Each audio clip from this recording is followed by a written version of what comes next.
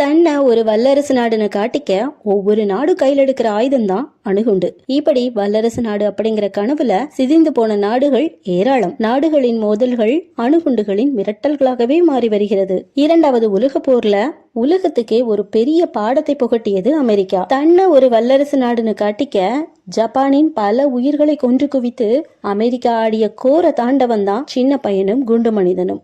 அதாவது தொழில்வளம் மிகுந்த ஜப்பானின் ஹிரோஷிமா நாகசாகி மீது அமெரிக்கா வீசிய குண்டுகளின் பெயர்கள் தான் இவை. 1945 வருஷம் ஆகஸ்ட் 6 ஜப்பானோட ஹிரோஷிமா அப்படிங்கிற ஊர்ல மேல ஒரு ஏர்கிராப்ட் திடீர்னு வந்து பறக்குது. என்னடா அப்படின்னு மக்கள் பார்த்துட்டு இருக்கும் போது ஒரு பாராஷூட் வந்து இறங்குது. திடீர்னு தரையில இருந்து 600 அடி உயரத்துல அந்த பாராஷூட்ல இருந்து ஒரு பெரிய வெளிச்சமும் அதோடு சேர்ந்து மிகப்பெரிய சத்தமும் வருது.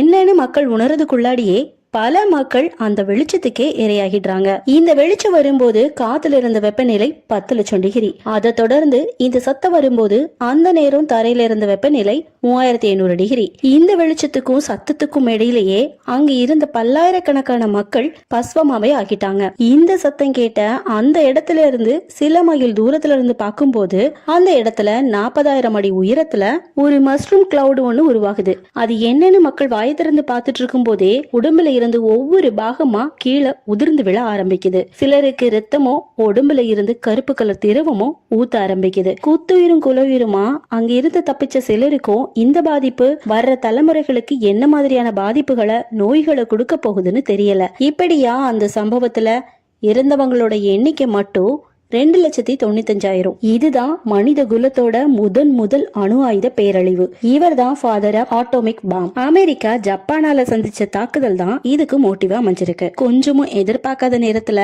ஜப்பான் அமெரிக்காவோட பேர்ல் ஹார்பர்ல ரொம்பவே மோசமா அட்டாக் நடத்திச்சு. இதனால பெரிய அழிவை சந்திச்சது அமெரிக்கா. பொறுத்தது போதும், தன்னோட உயிர் போனாலும் ஜப்பான் மண்டிடக்கூடாதுன்னு நினைக்கிறவங்க தான் ஜப்பானீஸ். கடைசி ஜப்பானிய வீரர் இருக்கும் வரை ஜப்பான் போராடும். இதனால தீராத கோபம் பொறுத்தது போதும்னு வேர்ல்ட் வார்ல இறங்கியது அமெரிக்கா.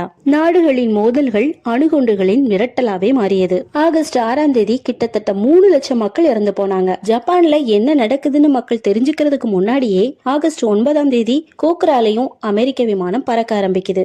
அமெரிக்கா பிளான் பண்ணது ஹிரோஷிமாவும் கோக்ரா தான். ஆனா அந்த டைம்ல கோக்ரால பயங்கர பனிமூட்டை இருந்ததுனால போர் விமானம் தொடர்ந்து சுத்திக்கிட்டே இருந்தது. நாகசாகியோட கெட்ட நேரமா இல்ல கோக்ராவோட நல்ல நேரமானு தெரியல.